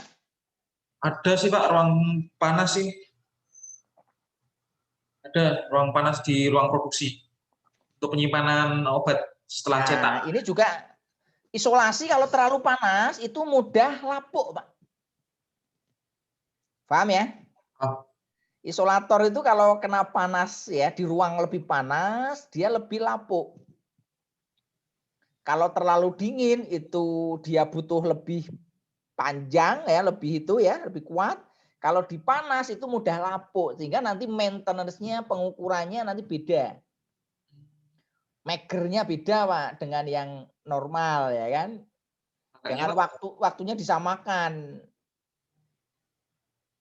Kabelnya dicek dulu ini tahanan isolasinya masih bagus enggak? Kadang-kadang bentuknya bagus Pak, tapi nanti dipegang itu rontok tuh. Karena kan apa sudah ini kering Pak ya. Kalau panas kan kering. kering sekali. Yang berikutnya ruang berdebu. Ada nggak Pak ruang berdebu? Kalau ruang berdebu sih, debunya biasanya langsung disedot oleh dust collector, ditampung sendiri sih Pak. Ada filternya juga. Di sana ada instalasi listrik enggak? Di sana paling ke motor untuk mesin dust collectornya aja sih. Ya, itu nanti berarti di instalasi listriknya itu perlu diperhatikan ya. Karena debu pengaruh. Debu nempel kan? Ya. Jadi nanti maintenance-nya beda dengan yang motor yang tidak di situ. Ini kalau debu itu kan nempel. Nah, debu itu nanti biasanya nanti ke belitan motornya juga pengaruh. Sehingga kadang-kadang belitan motor itu harus dicek nanti pakai DAR. Ini bagian utility tapi ya. Iya. Nggak cuma meger aja, tapi nanti meger harus dicek nanti DAR sama polaritas indeksnya untuk ngecek apakah belitan itu sudah nyerap uap air atau belum, sudah terkontaminasi kotoran atau belum. Sehingga nanti perlu di bersihkan ya, perlu diresin ulang ataukah perlu di varnish dan lain sebagainya. Ya, di varnish lagi. Jadi nanti berbeda yang dengan debu sama yang motor bekerja di tempat normal. Yang berikutnya ruang dengan gas ada nggak Pak? Ruang dengan gas kalau kita ada Pak. Kayaknya kan boilernya boiler CNG.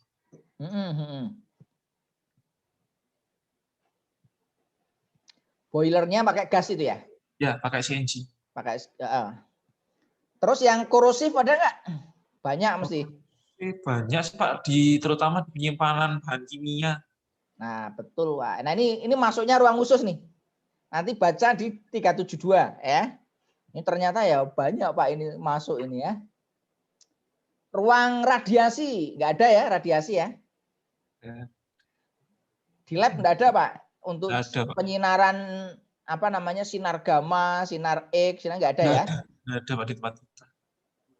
Perusahaan kasar itu nanti penjelasannya bisa dibaca lah, saya sendiri masih belum terlalu ini nih. Maksudnya perusahaan kasar itu seperti apa ini? Perusahaan kasar. Jadi istilahnya kok perusahaan kasar ini saya juga meraba-raba nanti saya bacanya ya.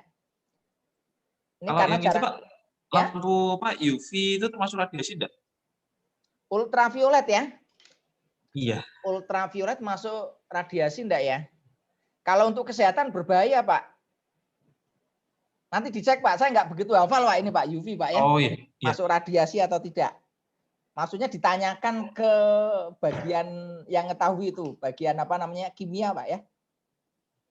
Kalau saya taunya UV itu karena memelihara ikan itu kan supaya nggak muncul jamur, saya pasang UV. Tapi UV itu kan nggak boleh terkena mata langsung itu, nggak boleh. Ya, ya. Nah, UV kan sekarang banyak dipakai juga untuk, ini kan musim virus corona ini. Ini UV juga bisa digunakan untuk membunuh virus sama bakteri. Ya, steril. Nah, apakah ini masuk ke radioaktif? Saya nggak ngerti nih. Ya. Belum tahu. Oke ya, itu ya. Yang berikutnya pekerjaan dan kettle uap, tangki dan bejana logam lainnya. Ada Pak ya, kettle uap ya? Kettle uap. Ya, kettle uap itu ya boiler tadi tuh. Boiler. yang menghasilkan uap itu kan. Nggih. Peluncur dok dan galangan kapal, ada nggak? Nggak ada ya. Ini kalau biasanya yang dekat dengan laut ya, seperti misalkan untuk perusahaan gas, perusahaan minyak, perusahaan batu bara, itu kan mesti dia punya peluncur, punya dok, punya galangan kapal. Derek dan lift listrik ada nggak di sana? Ada Pak, lift listrik ada. Ada, ini juga nanti masuknya khusus. Yang berikutnya instalasi rumah dan gedung khusus. Nah ini nanti juga dibaca yang dimaksud gedung khusus itu apa. Misalkan ini, ada nggak ruang untuk pertunjukan? Ada nggak ruang untuk meeting? Pertemuan ada. Ada nggak ruang untuk pasar atau bazar? Atau toko? Ada. Ya. Nah ini kalau ada ya nanti masuknya di situ. Yang berikutnya ini nggak perlu saya bahas, instalasi listrik desa sama instalasi sementara. Kalau yang sementara ada nggak Pak ini? Ada. Sementara Oh iya nggak Pak, ada. sama tanya Pak, tadi kan untuk Ya. kalau di instalasi katakanlah di darat, dalam artian di tempat tinggal dan instalasi yang ada di darat itu kan ada ketentuannya PUIL. Nah, kalau untuk yang pada saat di kapal, di galangan kapal pada saat kita berlayar itu apakah ada ketentuan persyaratan tersendiri seperti PUIL? Nah ini masuknya nanti ini Pak, ini masuknya di sini nanti. Sebentar, masuknya ini. Nah ini Pak, dijawab di sini ya. Instalasi PUIL tidak berlaku untuk apa Pak? Yang pertama. Untuk tegangan rendah yang hanya digunakan dengan menyalurkan berita dan isyarat. Ya, kalau untuk komunikasi lah itu nggak berlaku tuh. Oh. Untuk Tapi itu telkom ada itu nggak nanti. berlaku. Maksudnya untuk Ya, regulasi. termasuk kereta listrik nggak berlaku. Termasuk untuk kapal laut ya. Termasuk kapal terbang, termasuk rel listrik, termasuk kendaraan lain ya yang digerakkan secara mekanis. Termasuk bawah tanah yang ditambang itu nggak berlaku. Tapi nanti itu ada ketentuan sendiri Pak untuk yang masing-masing itu seperti Ada, di Pak. kapal, di itu. Internasional Pak. Oke. Ya, internasional. Jadi nanti ada beberapa ketentuan. Di sana ada yang bawah tanah emang Pak? Bawah tanah enggak ada Pak. Ya ada ya. Terus ada yang untuk yang tadi ini kereta listrik ada nggak sana? Ada. Nggak ada toh. Ini ya kira-kira ruang lingkupnya Pak ya. Ya. Berikutnya tadi di bab bagian 8 sekarang masuk bagian 9. Bagian 9 isinya 9, apa? 9. Bagian 9 adalah pengusahaan instalasi listrik. Nah, pengusahaan instalasi listrik masuknya pertama ruang lingkup izin ya. Pelaporan, terus proteksi pemasangan instalasi listrik, pemasangan instalasi listriknya, pengaturan instalasi bangunan bertingkat. Ini masuknya di sini nih, bangunan bertingkat. Di sana pabriknya daya tingkat ya, Pak? Ada Pak. Di gedung produksi kita kan produksi 3 lantai Pak. Ya kalau obat itu pakainya gedung bertingkat ya. Ya. Kalau pabrik-pabrik biasa kan enggak bertingkat tuh. Ya. Alurnya kan langsung untuk packing kan di lantai ground. Iya, ini saya belum nganu ya, Pak. Tapi sama dengan Bio Farma juga ya ini ya, mirip ya? Mirip Pak. Kalau saya ke Bio Farma sering ini ngisi sertifikasi mereka itu untuk sertifikasi ahli K3 listrik nih. Tapi yang Papros ini baru pertama ini saya ketemu sama Papros ini biar ngerti juga nih industri yang ada di Semarang. Yang berikutnya adalah pemasangan penghantar udara untuk tegangan rendah. Di sana bawah tanah atau ada yang udara Pak untuk distribusinya? Udara ada Pak. Tapi biasanya itu ada kabel tray sih lewat kabel tray. Oh lewat kabel tray ya? Iya. Yang untuk di luar outdoor? Outdoor ada. Ada lewat pakainya apa tiang? Tray. Kita makanya tray. Oh pakai kabel tray ya? Ya. Terus lewatnya itu apa itu yang di luar itu? Di gedung atau yang di luar gedung ada nggak? Nggak ada ya? Antar gedung sih Pak. Tapi hanya antar gedung. Oh ya, oke. Ini pakai ini ya. Terus yang berikutnya tegangan menengah juga. Yang ke 9.9 itu keselamatan dalam pekerjaan. yang 10-nya pelayanan, terus yang berikutnya hal-hal yang tidak dibenarkan dalam pelayanan, yang terakhir itu bagian pemeliharaan ruang dan instalasi khusus. Ini yang bagian 9. Nah, ini kira-kira Pak isinya Pak. Jadi puil itu isinya bagian 1 sampai bagian 9, terakhir nanti isinya adalah lampiran. Nah, apa yang ada di dalam lampiran ya, yaitu isinya yang pertama lambang huruf dan instrumen ukur. Ini ada lambang huruf untuk instrumen ukur. A itu ampere meter, itu W itu wattmeter, V itu untuk voltmeter dan lain sebagainya. Yang berikutnya awalan pada satuan SI. Satuan internasional apa gitu ya. Itu nanti untuk satuan internasional. Tadi sudah saya sebutkan di awal ya, ada beberapa parameter yang perlu diketahui. Yang berikutnya adalah lampiran B, yaitu tentang apa Pak? Lambang gambar untuk diagram. Yang pertama lambang gambar untuk diagram saluran arus kuat. Yang kedua untuk instalasi pusat dan gardu listrik. Yang ketiga untuk instalasi bangunan. Nah, yang lampiran C itu tentang nomenklatur kabel. Jenis-jenis kabel. Ini sudah hafal Pak ya? Nomenklatur kabel sudah hafal belum Pak? Jangan lupa harus buka sih Pak. Harus buka juga. Kalau Pak Tri udah 10 tahun gimana? Udah hafal belum Pak? Kadang lupa. Kadang ada ini Pak ya. Karena kabel itu macamnya banyak sekali. Ya. Tapi kalau melihat kabel sudah nggak usah diukur lagi toh Pak? Insya Allah enggak Pak. Ini kalau lihat kabel itu langsung, oh ini tuh 250. Oh ini 50, ini 70, ini 150, itu nggak usah dilihat Pak ya? Nggak usah pakai alat ukur ya? Atau pakai alat ukur Pak? Nah, biasanya enggak sih Pak. Enggak ya? Udah hafal. Jadi kalau bilang ini 75 ini, ya kan? Atau ini 50 BC, itu udah ngerti Pak ya? Ini kalau udah tiap hari ya. Kalau belum hafal ya nanti ya pakai alat lebih ini lagi. Yang lampiran D itu adalah tentang daftar padanan kata.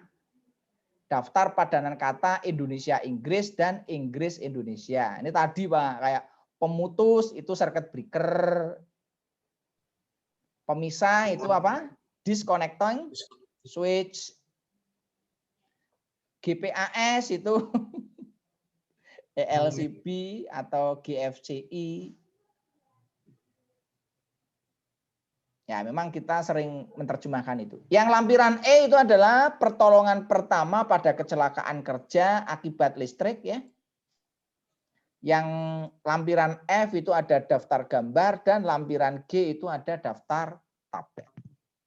Itu isinya Pak, kira-kira monggo kalau ada yang mau ditanyakan. Ini sudah jam berapa ini? Kurang 5 menit ini. Oke Pak, monggo. Mungkin bisa untuk diskusi dulu. Silakan Pak Rian dan Pak Tri, mungkin ada yang ditanyakan. Tadi sih udah sih Pak di pertanyaan yang di tadi spontan sih, karena kan memang apa yang mau nanyakan yang di relasi yang ada sekarang sih Pak. Oke, masih 5 menit nih, saya lanjutkan sebentar ya. Nah, maksud dan tujuan persyaratan umum dari listrik ini atau puil itu untuk apa ya tadi ini? Agar perusahaan instalasi listrik itu dapat terselenggara dengan baik ya, untuk menjamin keselamatan, untuk menjamin keamanan beserta perlengkapannya, menjamin keamanan gedung dan isinya dari kebakaran akibat listrik. Karena kalau kita lihat statistik Pak ya, 70% kebakaran itu yang disalahkan listrik Pak. Tapi nggak ngerti ini, masalahnya datanya benar atau enggak, biasanya kan paling gampang itu yang disalahkan siapa Pak? Lighting. Nah, listrik. Sekarang ada temennya, yaitu apa? Gas. Sekarang sudah mulai ada turun nih listrik nih, karena ada gas, ya. Gasnya naik, ya, listriknya turun nih. Ya. Yang lain faktor-faktor lain ya, misalkan karena alam, angin kenceng, tiba-tiba ada apa gitu ya. Itu memicu kejadian kebakaran dan lain sebagainya. Tapi ini artinya apa? Kebakaran karena listrik itu cukup besar. Karena listrik kalau disalahkan kan enggak protes toh, Pak. Daripada nyalahkan orang kan lebih baik nyalahkan listrik toh, Pak. Kalau kita itu kan investigasi misalkan nih, yang salah itu ininya nih kan nggak enak ini. Lebih baik yang disalahkan listrik aja lah. Listrik toh nggak protes toh, Pak. Disalahkan nggak mungkin dipenjara juga kan listriknya. Yang berikutnya untuk perlindungan terhadap lingkungan. Ya. Nah, PUIL itu berlaku untuk apa? Yaitu untuk semua pengusahaan listrik tegangan rendah untuk arus bolak-balik sampai dengan tegangan 1000 volt. Jadi kalau kita tegangan 1000 volt ya itu kita masih wajib menggunakan PUIL. Yang kedua untuk arus searah itu sampai 1500 volt. Jadi untuk arus searah beda dengan arus bolak-balik. Kalau bahaya bagi manusia, tegangan searah itu 120. Kalau bolak-balik itu di atas 50. 50 ke atas. Tapi kalau searah itu di 120 ke atas. DC. Di sana ada DC, Pak. Untuk kontrol biasanya kan pakai DC itu. Ada PLC enggak sana? Kecil-kecil Pak kalau untuk kontrolnya sih Pak. PLC 12, ada? 24. PLC ada. Nah, itu kan pakai 12, 24, 48 kan? Ya, paling tinggi 48. Yang berikutnya, selain tegangan rendah juga untuk tegangan menengah sampai dengan berapa Pak ini? 35 kV. Dalam bangunan dan sekitarnya ini. Kalau untuk di PLN nanti urusannya PLN tuh. Ini maksudnya dalam bangunan dan di sekitarnya. Misalkan kalau di industri itu ada yang menggunakan tegangan menengah. Kadang ada motor yang besar, Pak. Kalau di sana nggak ada pakai motor yang besar, Pak. Motor yang 3 kV, 6 kV ada nggak? Ada, Pak. Nggak ada ya? Nggak ada. Nggak ada ya. Lebih aman lah. Kalau motor 6 kV yang 3 kV kan agak potensi juga bahayanya. Yang berikutnya adalah untuk pekerjaan perancangan, pemasangan, pemeriksaan, dan pengujian, pelayanan, pemeliharaan, maupun pengawasan. Ini adalah untuk ruang lingkup dari ini ya. Nah tadi ini tidak berlaku tadi untuk ini. Untuk yang ini nggak berlaku. Oke saya kira itu karena udah jam 3 ya. Kita lanjut besok pagi Bapak ya. Baik, Ali, terima kasih untuk hari ini. Oke, terima kasih kepada Pak Tri dan Pak Rian untuk hari ini. Silahkan nanti bisa dipelajari lagi kan karena materi sudah kita share. Nanti mungkin ada hal-hal yang belum jelas atau pertanyaan-pertanyaan yang belum jelas di hari